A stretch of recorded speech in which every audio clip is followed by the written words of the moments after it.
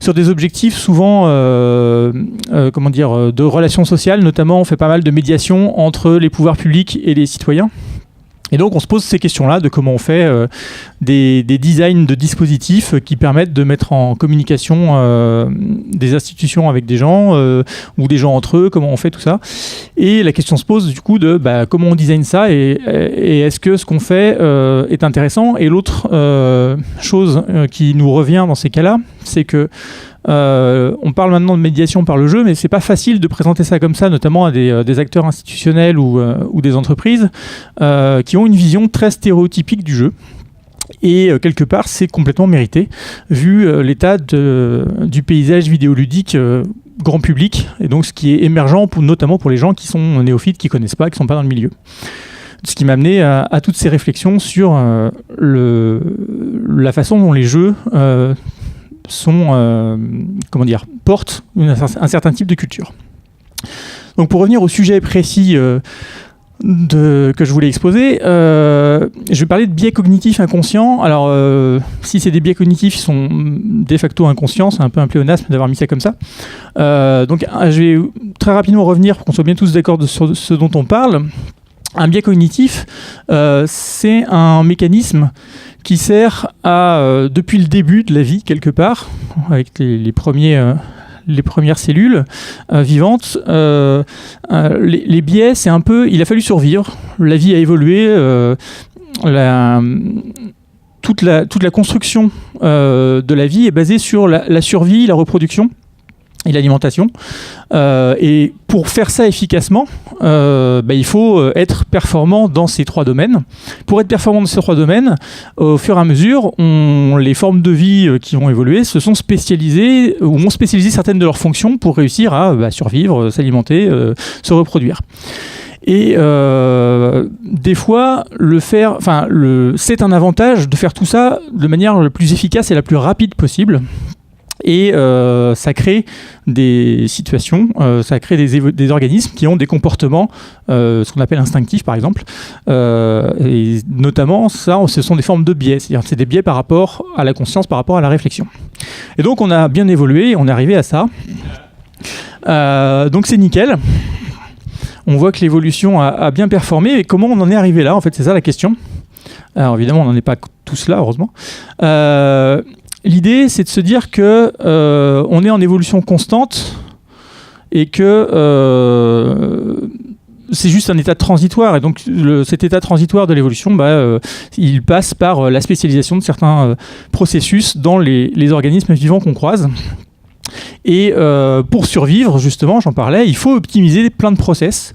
C'est des espèces de raccourcis mentaux qui vont marcher 99% du temps. Si vous sursautez quand vous voyez une corde ou un bâton par terre en croyant que c'est un serpent, c'est parce que ça fait des dizaines ou des centaines de milliers d'années que l'espèce humaine est en danger quand il y a un serpent par terre potentiellement, et donc c'est inscrit en vous, et vous n'avez pas le temps de réfléchir. D'ailleurs, parce que si vous aviez le temps de réfléchir et que c'était effectivement un serpent, potentiellement, il serait trop tard.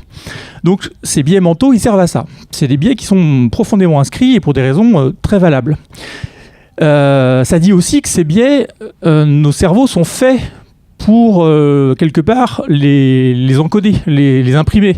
C'est-à-dire qu'on est habitué à survivre ou à évoluer, à optimiser nos chances de performer dans l'environnement en justement créant ces raccourcis mentaux qui nous permettent d'éviter de perdre de temps à réfléchir. Mais le problème, c'est qu'à faire tout ça, notre cerveau, il fait des trucs chelous qu'on ne maîtrise pas. Alors, on va sortir un peu du biais cognitif, mais juste quelque chose de très classique qui vous montre bien que notre cerveau fait des trucs chelous. Là, par exemple, avec ces illusions d'optique toutes basiques, on voit bien qu'il est difficile de se persuader que les traits sont de la même taille, et pourtant, si on prend une règle, tout ça, machin, on mesure, c'est exactement pareil. De simples effets visuels peuvent perturber complètement la façon dont notre cerveau interprète les choses, qu'on le veuille ou non. C'est important, qu'on le veuille ou non.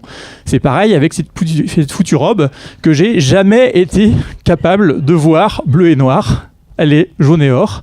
Mais effectivement, il y a pas mal de gens, notamment des graphistes ou des gens daltoniens ou des gens dyslexiques, la voient plutôt... moi, c'est ce que j'ai remarqué dans mon entourage. Je ne sais pas si c'est statistiquement représentatif.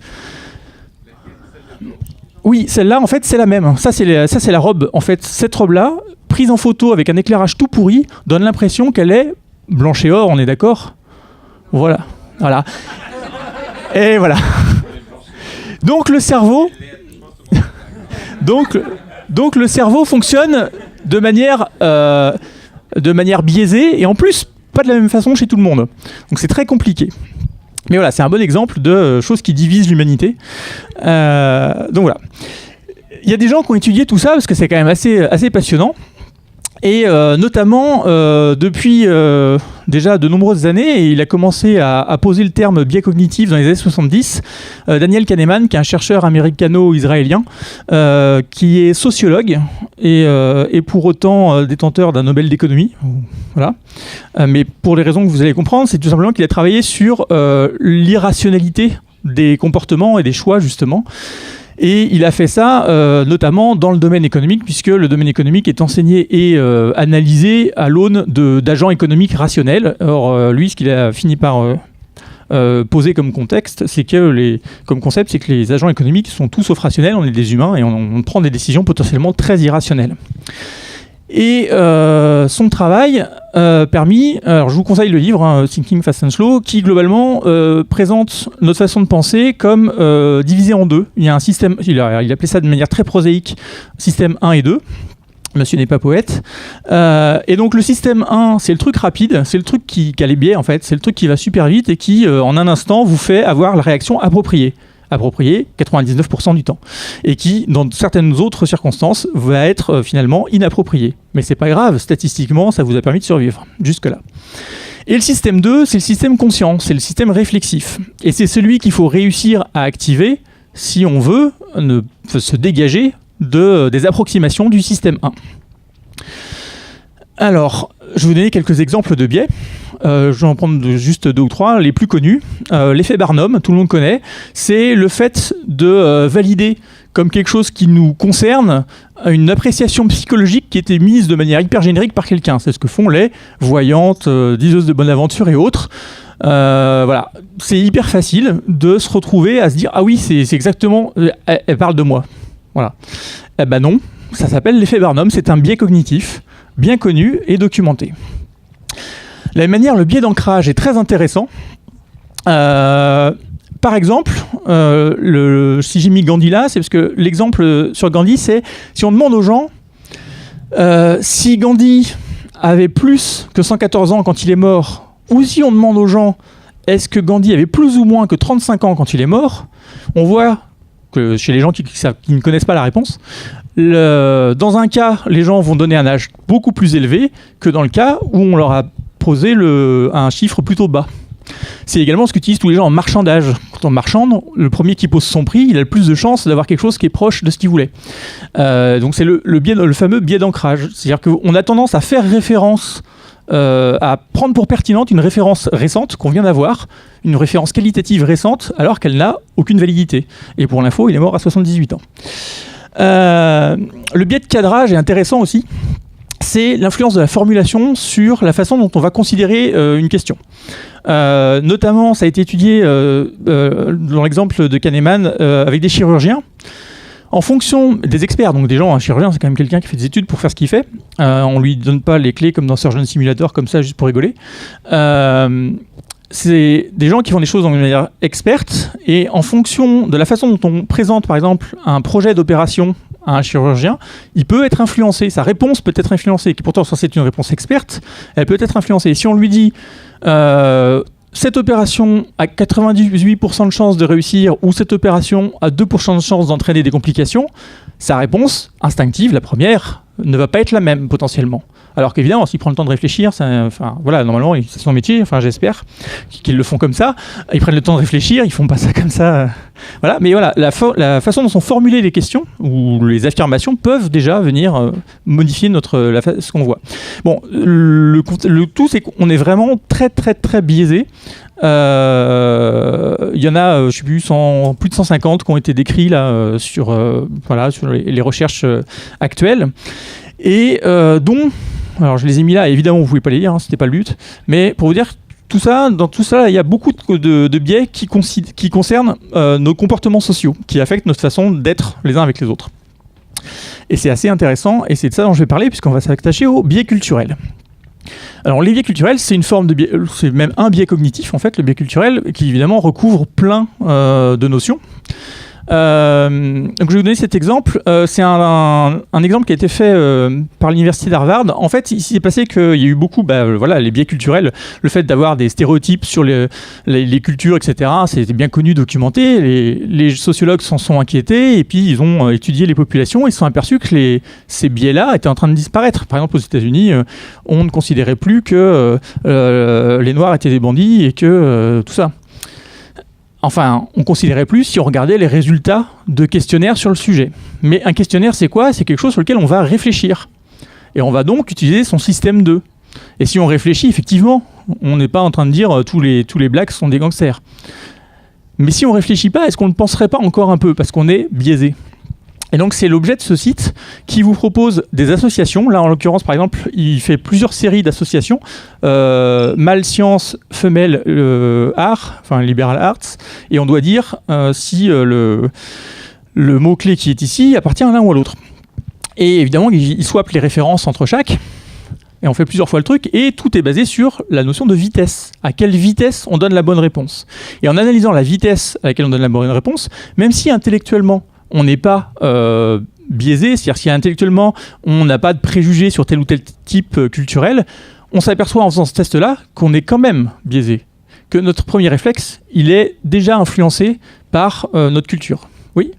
Ce genre de questionnaire-là ne pousserait pas le principe du biais. C'est-à-dire, moi, si par exemple on me dit rose bleu, on me dit rose, pour moi c'est ni mâle ni femelle, mais dans un questionnaire comme ça, on va pousser la personne à prendre une décision. Non, parce qu'il y a toujours une bonne réponse, en fait. Là, tu vois que musique, ça s'associe pas forcément à mâle ou à femelle, mais ça s'associe à liberal arts. Et donc, en fait, tu es censé le mettre là. Et donc, c'est assez global. C'est le fait que, là, ce que ça montre avec la vitesse à laquelle tu dois répondre, c'est que tu vas potentiellement mettre plus de temps à réussir à associer les sciences dures quand elles sont mises dans la même catégorie que féminin, et inversement. Il y a toujours une bonne réponse. Donc c'est vraiment pour se débarrasser justement du système cognitif et de s'intéresser uniquement au système réflexe qui montre justement le biais culturel. Donc ils ont fait plein de tests sur plein de trucs. Alors c'est américain, donc c'est orienté sur des biais culturels américains. Ils sont potentiellement moins forts chez nous, par exemple. On a moins tendance à considérer les blacks comme des gangsters, alors qu'aux États-Unis, effectivement, et surtout dans certaines zones, c'est sans doute plus prononcé. Mais du coup, il y a quand même pas mal de biais, notamment celui-là, qui est tout à fait commun à beaucoup de cultures, en tout cas de beaucoup de cultures occidentales que je connais. Ok, pourquoi s'intéresser aux biais culturels quand on fait des jeux vidéo ? Parce que les jeux vidéo sont des produits culturels. Ça veut dire quoi un produit culturel ? Ça veut dire qu'on produit quelque chose. Alors, il y a les deux biais, il y a les deux façons de le voir, comme le disait David tout à l'heure, quand il parlait de la rentabilité. On peut le voir comme un produit commercial, et puis on peut aussi le voir comme juste un produit artistique, c'est-à-dire quelque chose qu'on génère et qui laisse une trace derrière nous. Et puis c'est culturel puisque c'est porteur de symboles ou de sens, c'est-à-dire que c'est pas juste on a produit quelque chose, voilà, c'est quelque chose qui va rester. Et donc, à partant de là, moi en tout cas, alors là c'est pareil, hein, je vous dis, c'est plus des intuitions que beaucoup de recherches, mais voilà. On sent fondamentalement qu'on est le produit de notre culture, et les tests d'Harvard le montraient aussi. On a une influence culturelle dans toute notre façon de penser. Donc on est le produit de notre culture, et du coup, on est, quand on crée des jeux, en position de créer des produits culturels. Donc de participer finalement à la culture future. Future demain, quoi. Je veux dire, quand on sort un jeu, voilà, le jour où vous avez sorti votre jeu, il fait partie du background culturel de tous les gens qui y joueront. Et plus vous avez de succès, plus vous avez de responsabilités. La question donc, c'est quelle culture on souhaite façonner ? Quand on fait un jeu, finalement, c'est pas innocent, même si on n'y fait pas attention. Et c'est là tout le propos. D'autant que dans le jeu vidéo, on a eu un gros souci de ciblage. C'est-à-dire, quand le jeu vidéo est apparu dans les années 70, c'était ça là-bas. C'était un truc familial à mettre entre les mains des parents et des enfants ensemble et tout. Et ça a complètement shifté à cause des succès commerciaux vers toujours le même geek, homme, blanc, cisgenre, occidental évidemment, tout ça. Et en général plus jeune que ça, plutôt adolescent. Et ce shift marketing a entraîné une culture vidéoludique visible, émergente, dont je parlais tout à l'heure quand je parlais des gens qui connaissent pas forcément le jeu vidéo, auxquels moi je suis confronté dans mon domaine d'activité, qui ont cette vision-là du jeu vidéo. Ce qui est quand même un petit peu un problème, puisque culturellement parlant, ça porte des valeurs. Ça veut dire que les gens qui vont jouer que à ces jeux-là, ils vont être confrontés, ou en tout cas être quelque part baignés dans des valeurs, même s'ils sont capables de réfléchir à ce qu'ils font, même s'ils sont capables de réfléchir dans les situations sociales à ce qu'ils disent, à ce qu'ils pensent, quelque part, ils ont une imprégnation culturelle de valeurs qui sont ce qu'elles sont, mais voilà quoi, on en pense qu'on en veut. Alors évidemment, il n'y a pas que ça, il y a des gens qui font d'autres choses, mais encore une fois, c'est pas le plus visible, c'est pas le plus émergent et c'est pas la majorité. Et la plupart des jeux, effectivement, sont quand même à base de tuer, quoi, globalement. Donc, l'idée, c'est qu'est-ce qu'on fait de tout ça ?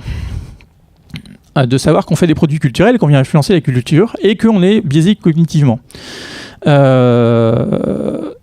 bien, l'idée, c'est pourquoi est-ce qu'on s'emmerderait vraiment avec ça dans la mesure où potentiellement ça n'a pas d'impact commercial en tout cas.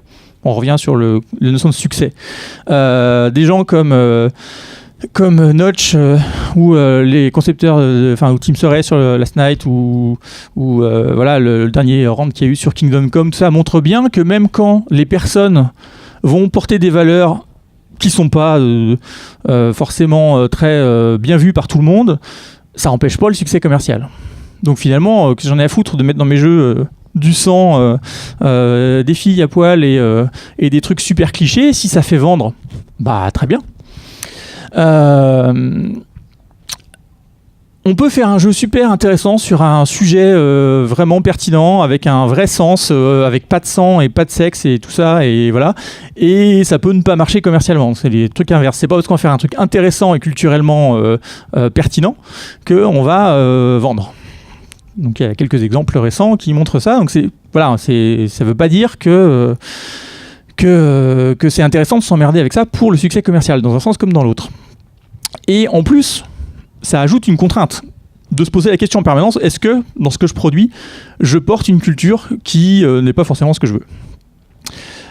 Mais le problème, c'est que c'est à la fois une contrainte et en même temps, on est dans le jeu vidéo, il y a quand même beaucoup plus d'hommes que de femmes, et c'est un des principaux problèmes de l'industrie du jeu, mais pas que de l'industrie du jeu, de la société occidentale telle qu'elle est construite, patriarcale. Et ce qu'il faut dire de ça, c'est que ça nous propose que deux modèles, et pas que aux femmes d'être sur ce format physique, voilà. Et encore là, on est sur les jeux récents, donc forcément ils ont évolué culturellement parlant, mais ça ne propose pas que aux femmes d'une certaine manière, ça nous propose à nous aussi, aux hommes, d'être d'une certaine manière. Ça contraint tout le monde, cette histoire culturelle, ce biais culturel.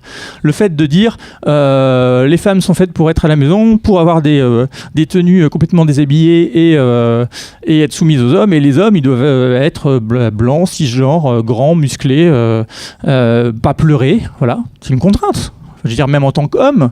Et c'est là où être féministe, il y a un côté un peu idiot de penser que c'est un truc de femme. C'est un truc de dire que le patriarcat a généré chez nous une culture qui est toxique pour tout le monde, et pour les hommes comme pour les femmes, qui nous empêche d'exprimer chacun notre individualité dans tout le spectre potentiel de sa sensibilité. Ça cadre complètement notre sensibilité. Et tout ça est très ancré à cause de cette histoire de biais culturel. Quels effets positifs on pourrait attendre de travailler sur ce sujet ? Peut-être de toucher un public différent. On l'a vu, je l'ai dit tout à l'heure, il y a quand même vaguement une histoire de marketing là-dedans, et les jeux du commerce classique effectivement attaquent un type de cible, sauf qu'il n'y a pas que, et d'ailleurs on s'en aperçoit avec la féminisation du public, parce qu'il y a des jeux qui sont moins choquants pour les femmes, ou qui sont plus attrayants, ou qui on se retrouve avec, alors après il y a l'effet inverse, c'est-à-dire des gens qui font des jeux tout roses avec plein de filles dedans, et ça marche aussi malheureusement parce qu'on est culturellement biaisé, et les filles, un jeu rose ça va plus, statistiquement ça va marcher, c'est triste mais c'est comme ça. Donc, mais ça peut servir à ça, à essayer d'aller chercher d'autres cibles. C'est aussi intéressant de savoir ce qu'on a mis dans notre jeu culturellement pour éviter de se prendre des critiques. C'est le cas de Kingdom Come. Je pense qu'ils n'avaient pas trop réfléchi leur idéologie avant de la mettre dans leur jeu, ou même qu'ils n'aient toujours pas d'ailleurs. Mais en tout cas, ils n'ont certainement pas vu venir les coups qu'ils allaient se prendre sur ce sujet-là. Et donc, ils n'étaient pas préparés. Donc, le fait de savoir ce qu'on a mis dans son jeu, ça peut préparer à ça. En cas de succès, si personne ne le voit, de toute façon, c'est pas grave. Et puis surtout, ça permet d'être en phase avec sa production, c'est-à-dire que si vous faites ce que vous faites, et alors là, que vous soyez game designer, codeur, graphiste, quoi que vous fassiez dans la production d'un jeu, derrière, il y a des gens qui vont y jouer. Et ils vont y voir des valeurs. Et si ces gens, vous les connaissez, mais même si ces gens, vous les connaissez pas, mais si ces gens, vous les connaissez, ou si vous devenez connu avec, vous êtes quelque part l'avatar de ces valeurs. Ou votre jeu, en tout cas, vient attacher à vous ces valeurs-là. Donc, l'idéal, c'est quand même que ces valeurs, vous soyez capable de les assumer, de considérer que vous pouvez les porter. Pas vous cacher quand on vous dit t'as travaillé sur ce jeu-là, c'est horrible ce que t'as fait. C'est complètement sexiste, ou c'est complètement machiste, ou c'est complètement capitaliste, ou c'est violent pour rien, c'est gratuit, tout ça. Voilà, ça peut être dur, sauf si vous portez ces valeurs. Et là, pas de jugement. Tant qu'on est en phase, l'idée c'est pas de juger les gens sur les valeurs qu'on a, c'est vraiment de dire quoi que vous fassiez, au moins rendez-vous compte des valeurs que vous mettez dans vos jeux, comme ça vous pouvez les assumer. Et puis surtout, quelque part, je me dis que ça propose aussi de réfléchir à tout ça, d'essayer de construire la société de demain à travers la culture de demain. C'est-à-dire que vu qu'on produit des objets culturels, on a pour moi cette responsabilité de se poser la question de ce qu'on produit. Donc la question c'est, mais comment on fait, vu qu'on est tous biaisés, qu'on est tous dans une société capitaliste, patriarcale, et qu'on n'y peut pas grand-chose, comment on fait pour s'en sortir, comment on fait pour faire du game design autrement sur cette base-là. Là, j'ai pas des milliers d'idées, j'ai quelques exemples. Et je vous demanderai, si vous en avez, évidemment, de partager vos exemples à vous. Donc pour débiaiser, il faut commencer par savoir qu'on est biaisé, et ensuite essayer de contourner le biais. Le principe d'un biais, c'est qu'il faut être capable de savoir qu'il est là, sinon, vu qu'il est inconscient, on n'y peut rien, on est biaisé. Donc comment on fait pour faire ça ? Déjà, il faut savoir quels sont les sujets les plus communs des biais culturels dans la culture dans laquelle on est. Donc, il faut un peu savoir qui on est. Bon, ça, normalement, tout le monde sait se placer culturellement. Et puis, les biais, il y a plein de sujets possibles. Voilà. Alors, effectivement, tout ce qui est place des femmes dans la société est très en vue en ce moment. Et c'est normal, puisque, notamment dans le jeu vidéo, on mériterait bien un peu plus de mixité. Et notamment sur ce sujet-là, il y a une vidéo de Google que je vous conseille. Alors, c'est Google, à prendre avec les pincettes qui vont bien. Et c'est Google, les RH de Google. Donc, sur le recrutement et sur l'organisation des équipes. Mais c'est hyper intéressant parce qu'ils travaillent justement sur ça, sur leur problématique. Et leur problématique, c'est qu'ils ont découvert que la diversité, la mixité dans les équipes, et pas que de genre, la mixité aussi culturelle, est un avantage compétitif. Les équipes sont plus productives quand elles sont mixtes. Je ne sais plus ce qu'il disait, mais c'est un truc de genre les équipes dont le board est dans le board de management, il y a une femme, sont 53% plus productives que les autres. Donc forcément, c'est Google, ils veulent profiter des avantages compétitifs. Donc, comment on fait pour faire en sorte que pour augmenter la mixité au sein d'une entreprise ? Et ce talk est très intéressant. Et l'autre élément, c'est que la non-mixité, le fait d'être toujours entre soi, c'est-à-dire entre gens qui sont exactement comme nous, qui pensons de la même manière, on se retrouve avec un biais de confirmation. C'est-à-dire que, oui, tout le monde pense pareil. Donc, quand on a une idée, elle est validée par tous les autres. Donc, rien n'est jamais remis en question et donc, on se masque complètement tous les biais culturels qu'on pourrait produire. Donc, pour identifier les biais, il y a plusieurs trucs qui existent. Il y a le test de Bechdel qui existe pour le cinéma. Il y a d'autres tests associés au test de Bechdel. Tout le monde le connaît ou pas ? C'est pas très compliqué. On va en reparler juste après, je crois. La substitution des sujets, ça c'est un truc que j'essaye de faire assez systématiquement. Donc d'essayer de changer le sujet par son opposé souvent. Les réflectifs d'Iris, qui sont des espèces de... Enfin, je vais y revenir aussi, qui sont des journaux de bord, quelque part. Et les tests communautaires, qui sont, à mon avis, l'outil le plus intéressant.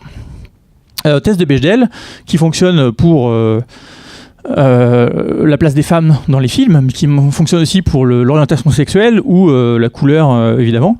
C'est le concept de dire, si dans un film on a 2 personnages féminins qui ont un nom, qui discutent entre elles seules et qui ne parlent pas d'un homme au moment où elles font ça. Et on s'aperçoit que plein de films, y compris dans les très récents, ne passent pas du tout ce test, c'est-à-dire que les femmes sont accessoires quelque part.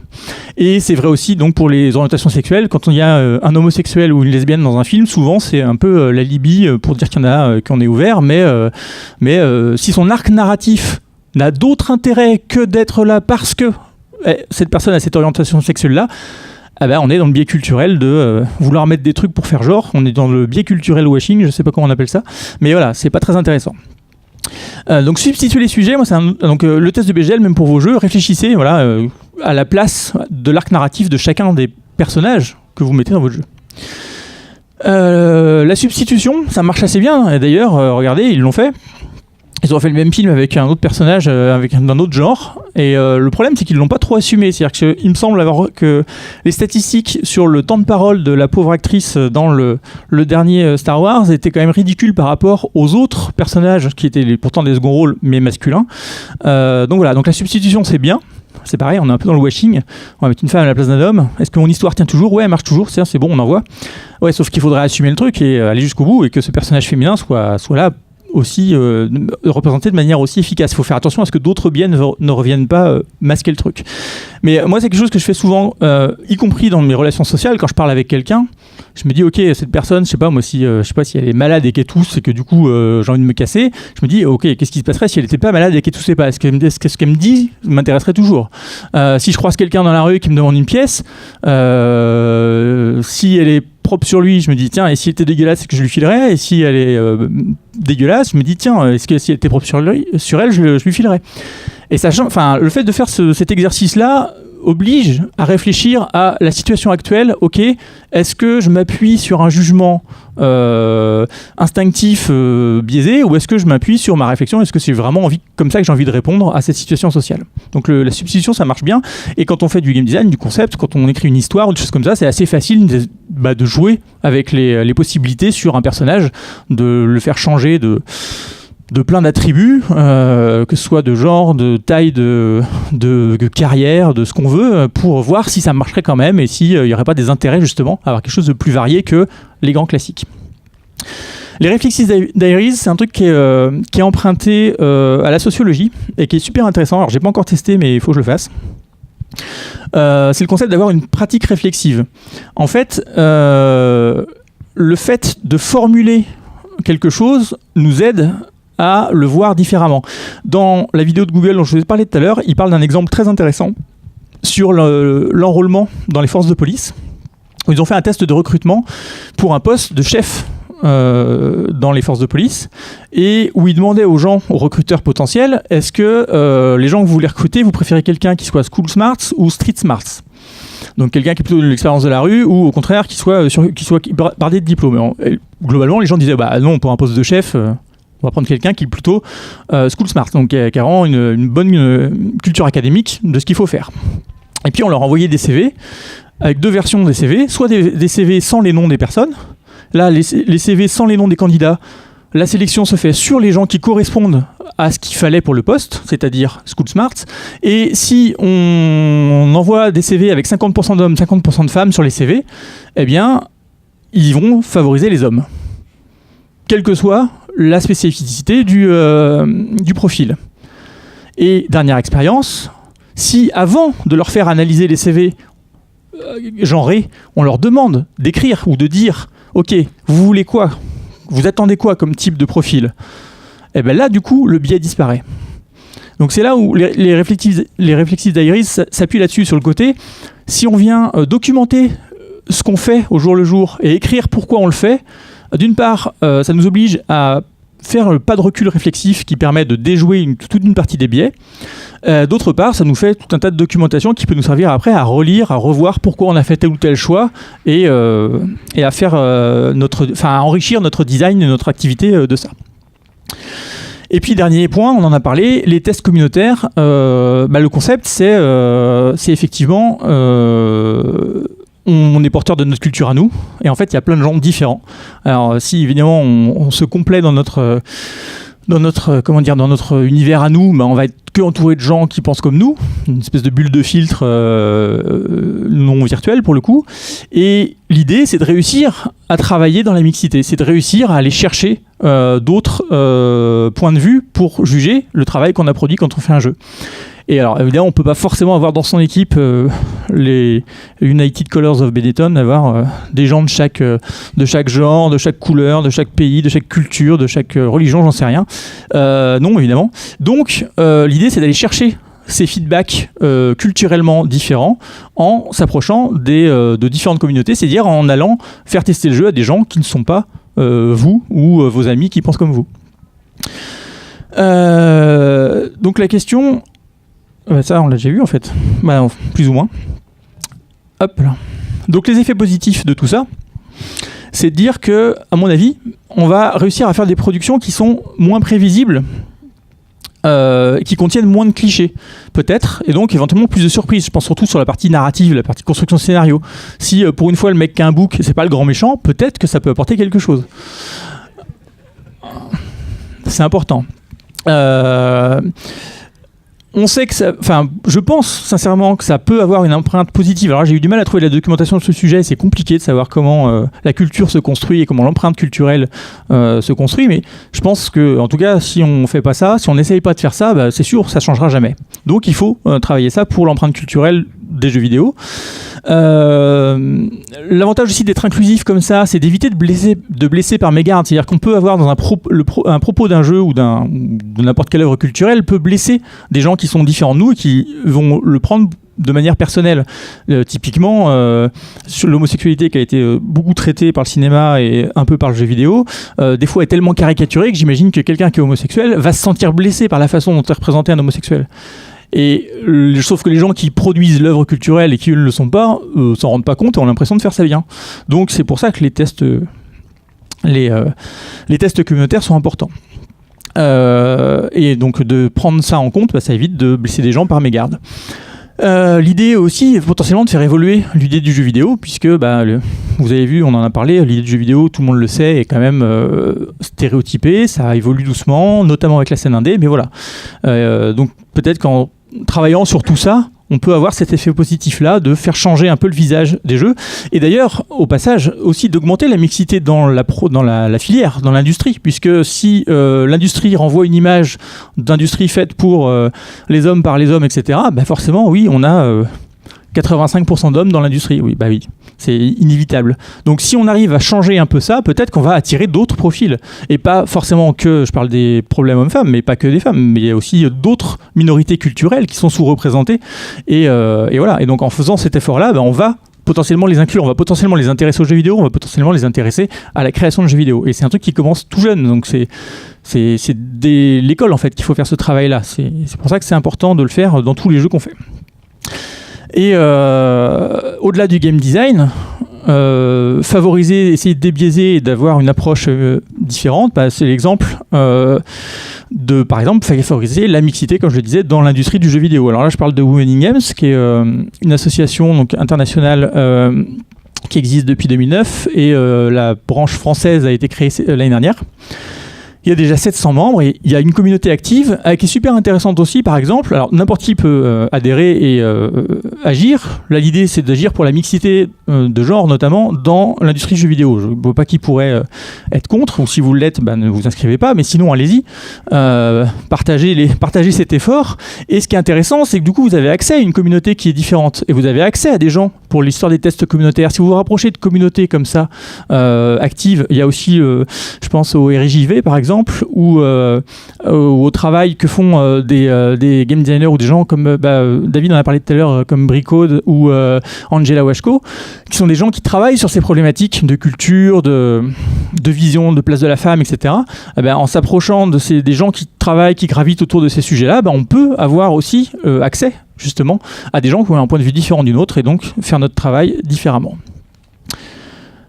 Voilà, c'est tout pour moi. Donc, ce qui m'intéresserait maintenant, effectivement, c'est des questions, évidemment, si vous en avez, mais surtout des réponses. Est-ce que vous avez, vous, des expériences, justement, soit des expériences de biais qui vous ont blessé ou qui vous ont choqué dans votre pratique du jeu en tant que consommateur, ou des expériences dans ce que vous produisez vous, sur la façon dont vous prenez en compte éventuellement, si vous le faites, ce type de problématique.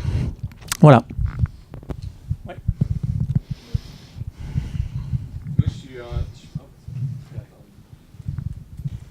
Est-ce qu'elle est deux? 1, 2, test.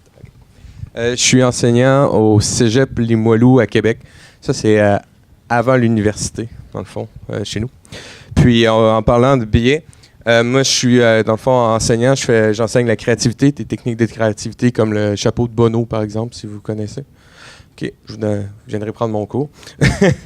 Mais oui, par rapport aux filles, j'ai 6 filles dans mon cours, puis à un moment donné, on fait un exercice créatif, puis je dis à la classe, allez-y, sortez les mots que vous voulez. Puis le mot sex toys qui est sorti et le mot éducation sexuelle. Et ça partit en dérape. Fait que là, les propos devenaient très sexistes par rapport à mes étudiants. Puis à un moment donné, j'ai arrêté. Puis il y avait infirmière aussi, donc imaginez-vous. J'ai dit aux filles, OK, les filles, est-ce que ça vous insulte ce qu'on est en train de dire? Parce que moi, je trouve que ça n'a pas de sens. Puis elles m'ont répondu, non, on est habitués. Alors, à ce moment-là, j'ai complètement arrêté mon cours, l'exercice, puis j'ai dit ça n'a aucun sens. Vous n'êtes pas supposé être habitué à ça. Puis, j'ai discuté avec mes étudiantes à la fin, et les filles, ils ont une crainte d'aller dans le domaine du jeu vidéo, parce que, comment elle m'a dit ça? Elle dit, est-ce que les gens qui sont dans le développement du jeu, est-ce qu'ils sont aussi, en bon québécois, caves puis imbéciles, que les gars avec qui je suis en train de jouer à des jeux en réseau. Ils sont bourrés d'insultes, il y a des stéréotypes impossibles là-dedans. Donc, moi, ma réponse, j'ai dit, ben non, les gens dans le développement ont des familles, je peux pas dire qu'à 100% tous les hommes sont corrects, mais c'est un autre type de personne qui développe. Donc, j'ai voulu la rassurer. Mais oui, chez nous aussi, ça existe. Puis, il y a cette crainte-là. Puis, on parlait tout à l'heure du 15%. C'est 15% ici, les filles. Nous autres, je pense que ça doit être encore moins. 18%? On a 3% de plus. Mais oui, c'est ça, c'est un 18%, c'est peu. Mais je pense qu'il y a une crainte chez les femmes par rapport à ça. Ils font sûrement un lien cognitif entre les consommateurs de jeux puis les gens dans le développement. Et pas que les consommateurs, parce que les jeux renvoient aussi comme image eux-mêmes, quoi. Le jeu en soi, là, les filles ont juste moins de seins, parce qu'avant c'était comme ça. Puis, juste une parenthèse pour terminer, on voit que dans les jeux, être sale, c'est quelque chose de bon. Non, mais c'est parce qu'on voyait Lara Croft, puis qui était complètement dégueulasse avec. Ouais, c'est le côté roux de ces baroudeurs, c'est à la mode en ce moment. Non, c'est ça, puis c'était intéressant de voir aussi. C'est vrai que, tu sais, moi, j'ai pas le goût d'être cet homme-là. Tu sais, sauter d'une roche à une roche dans un building qui s'écroule, là, c'est pas moi. En tout cas, c'était mon... Merci beaucoup. D'autres, oui.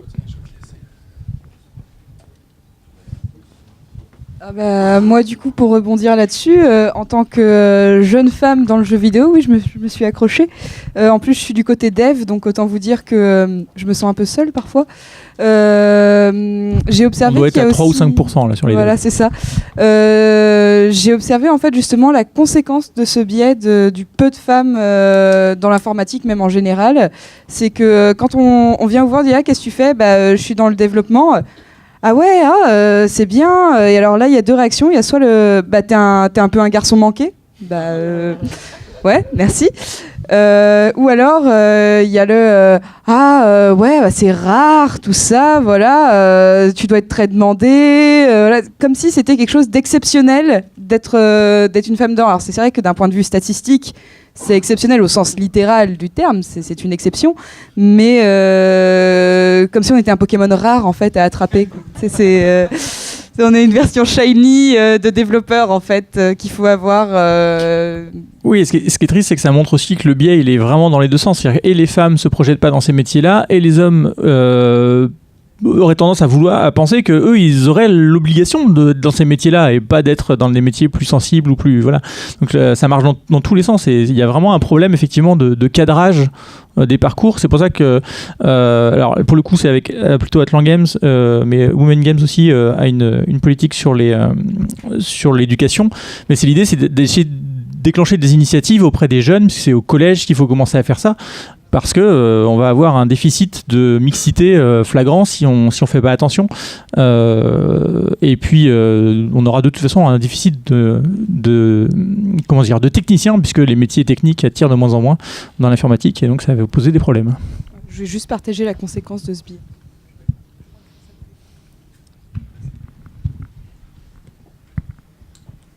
Alors bon, hop, oui. Je pense qu'il y a quelque chose qui est très important, c'est quand on crée des personnages qui ne sont pas des personnages.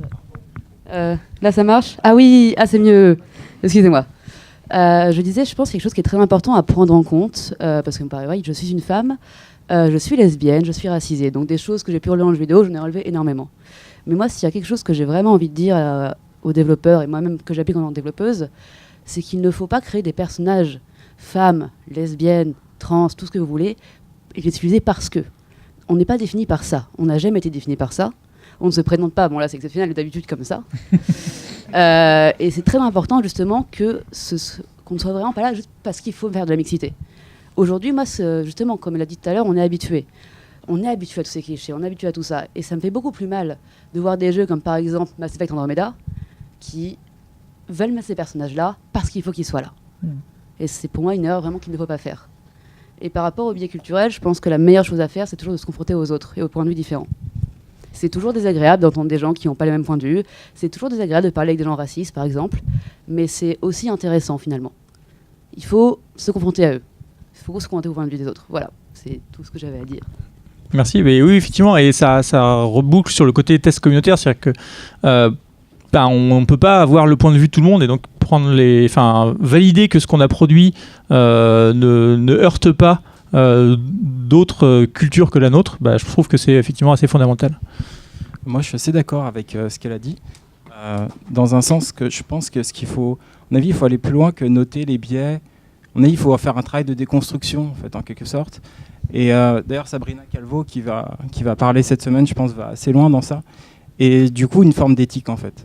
Et parce que dans l'éthique, il y a forcément la question du jeu, donc ça, son propre travail de soi. Mais si on a une éthique profonde, par exemple une éthique de l'attention ou de l'affect, de la nuance, on intègre nécessairement le nous, et c'est nécessairement un travail de long terme aussi. Mais du coup, moi je pense que par rapport au game design, ça implique de poser la question de est-ce qu'il y a beaucoup de game design de la nuance ? Est-ce qu'il y a beaucoup de game design qui ne sont pas définis que par les mécaniques ? Voilà, je sais que cette année à l'Engmin, il y avait un très beau sujet, c'était sur Ellis Island, donc c'était sur les migrations, je crois que c'était un livre de Pérec, c'était très beau. Mais je pense que ça nécessite ça, parce que du coup, sinon c'est le serpent qui se mord la queue, parce que je pense que si on développe des jeux qui sont eux-mêmes définis par des choses trop mécaniques, ça crée un monde qui manque de nuances, et ça crée des espaces segmentés en quelque sorte. Après, pour nuancer ça, j'ai envie de dire... il n'y a pas de mal à faire des jeux fun, machin, avec des objectifs clairs et des trucs machin, mais ça n'empêche pas, même ces jeux-là, on doit pouvoir les faire justement en heurtant pas les sensibilités, en étant inclusif, etc. Et tu avais raison sur le côté, faut pas qu'il soit du placement de j'ai mis des gens de couleur, j'ai mis des gens avec telle orientation sexuelle. Faut d'abord réfléchir à des arcs narratifs plutôt qu'à des caractéristiques de personnages, et après, en fait, ces arcs narratifs, on vient les habiller de trucs parce qu'à un moment donné, ça va être intéressant, et pas parce que ça va être nécessaire juste pour dire genre moi je pense aux autres, quoi. Mais oui c'est intéressant, et ce que tu dis sur Bricode, c'est intéressant. Sur Sabrina, en fait, pour les gens qui s'intéressent au travail de Brie, Sabrina travaille avec Bricode maintenant, donc vous pourrez en parler aussi avec elle.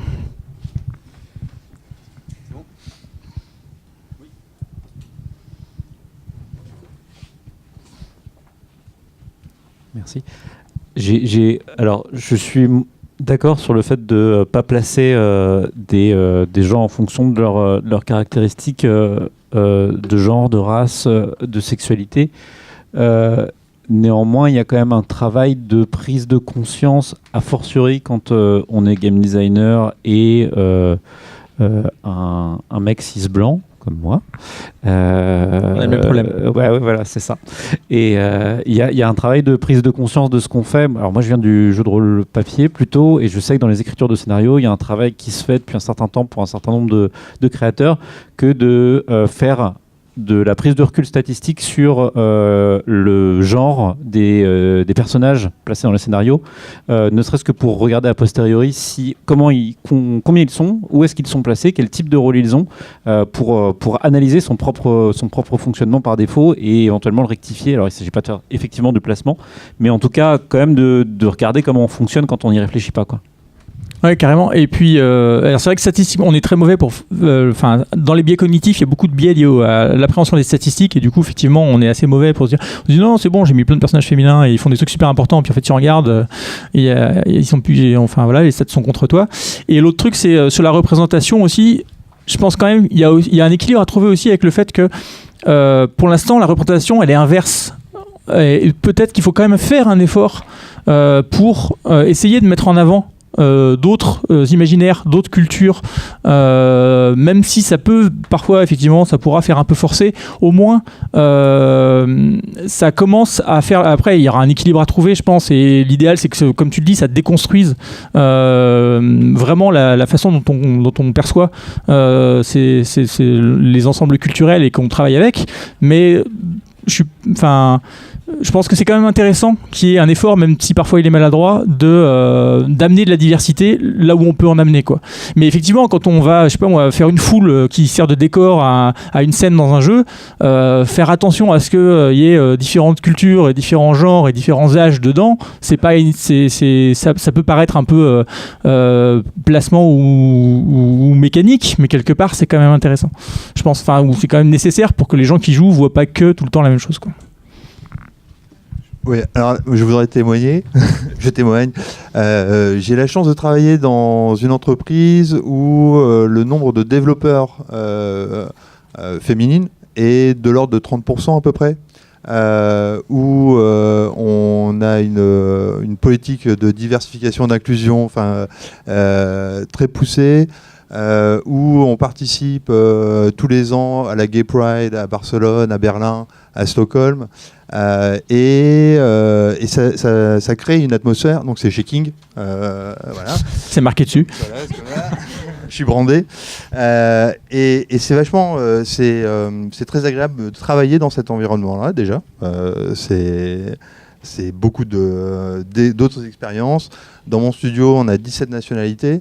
Donc c'est pareil, la diversification, elle est là, et ça apporte énormément. Donc ça, c'est clair. Puis effectivement, si on le fait, c'est aussi pour des raisons de performance, puisque les études montrent que les entreprises plus diversifiées ont un meilleur rendement, donc pourquoi pas. Mais bon, après, au jour le jour, c'est extraordinaire de pouvoir se confronter à d'autres personnalités, d'autres façons de faire. C'est génial de pouvoir travailler avec des développeurs, des codeurs qui ne soient pas blancs, cisgenrés, machin, truc bidule. Pareil pour les artistes, les game designers. Voilà, donc ça existe. Voilà, c'est spécifique, c'est du design de jeux casual, mais ça existe. Voilà, donc ça c'est pas mal. L'autre truc, c'est pour dire qu'en 2002, j'étais game designer sur un jeu qui c'est Lucky Luke, la fièvre de l'Ouest. Et ma contribution à moi dans la façon d'avoir une réflexion sur la transmission du game designer, à ce qu'il fait et qu'est-ce qu'il transmet comme valeur. Alors c'est 3 fois rien, c'est que Lucky Luke était confronté à des ennemis, et dans les ennemis, j'avais 2 femmes. J'avais un ennemi générique, la femme qui avait une poêle, donc c'était la femme à poil. Bon, ça c'était très interne. Et ouais, mais c'était déjà quand même, c'était pour dire que les femmes étaient des ennemis comme les autres. Et donc des gens comme les autres. Et puis Matt Dalton aussi, parce que bon, quand même, c'est Matt Dalton. Voilà. Ok, merci. Et c'est vrai que c'est intéressant. Et dans les grandes entreprises, quelque part, il y a vraiment cette notion d'études, performance, machin. C'était pareil chez Google, c'est pareil chez Facebook. La question se pose plus dans les petites structures. En fait, les petits studios, c'est difficile d'avoir, pareil, des représentativités importantes. Mais c'est important d'essayer de le faire. Et sinon, effectivement, soit de travailler dans des environnements où il y a d'autres gens, soit de faire ce qu'on disait, les tests, les tests communautaires. Dernière question. Dernière question. C'est une question qui est peut-être dire, je ne sais pas si tu peux y répondre parce que peut-être qu'elle est un peu technique, mais il y a 2 ans au Stunfest, en fait, on a eu une présentation par quelqu'un de chez Ubisoft à qui j'avais posé la question donc en public, pourquoi il n'y a pas de héros noirs en fait dans les jeux vidéo, parce que souvent les personnages noirs sont des ennemis qu'on doit tuer ou ils sont méchants, ils ont un caractère, c'est toujours ceux à tuer en fait, ou c'est ceux qui vont te massacrer, mais on n'a pas une histoire avec ces personnages. Et même s'ils sont gentils, bon, ils servent à rien. Ils meurent s'ils sont gentils. Et en fait, ce qui serait sympa, c'est d'avoir en fait des héros aussi. Bon, là, on a eu Black Panther au cinéma, ça a montré que ça marche bien. Mais en fait, ce que cette personne-là nous disait, si je me souviens bien, à peu près, parce que j'ai pas les mots exacts, mais c'est que graphiquement, c'était compliqué d'utiliser les couleurs, donc la palette noire de personnes noires. Ah non, mais on peut... Et que donc, c'était compliqué, et donc en production, ça prend du temps, etc. etc. Donc j'imagine, depuis 2 ans, les techniques évoluent toujours. C'est pas mal comme excuse pourrie quand même. Et puis alors, voilà. Ça se place...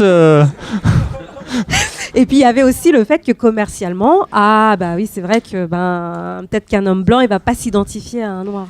Mais c'est bien, parce que du coup, comme tu le disais, les exemples cinématographiques et séries, donc la série Black Lightning ou le film Black Panther, ont montré qu'avec plein de personnages qui sont tous noirs, on arrive à faire tous les types de rôles. C'est marrant, les gentils, les méchants, tout ça.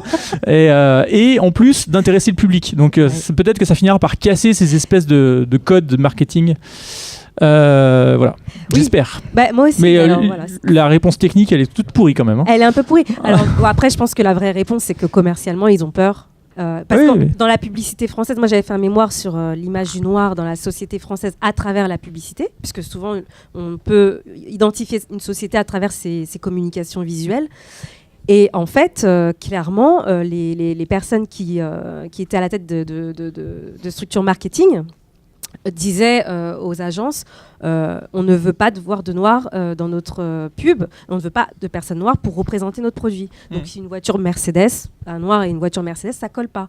Par contre, un noir et du chocolat ou du café, oui, parce que dans l'histoire, oui, ça fait sens. La culture du cacao, la culture du café, c'était du noir. Enfin, des personnes noires, pardon. Excusez-moi, j'ai un mauvais langage, mais je suis métisse, alors... c'est bien, ça montre qu'on a... Et aujourd'hui, j'aimerais voir ça. Enfin, j'aimerais que ça évolue. Ouais. Et je voulais vérifier que la technique design était toujours possible. Enfin, non, mais il n'y a aucune excuse technique, quelle qu'elle soit, ou machin. C'est toujours le marketing ou la flemme, en fait, et l'habitude. Mais c'est intéressant. Et j'espère que ça nous montre qu'on a beaucoup de choses à déconstruire. Bon, par contre, je crois qu'on va arrêter là. D'accord. Et on peut continuer la discussion un peu partout. Je crois qu'il y a une pause, là, d'ailleurs, c'est l'occasion. Merci à tous.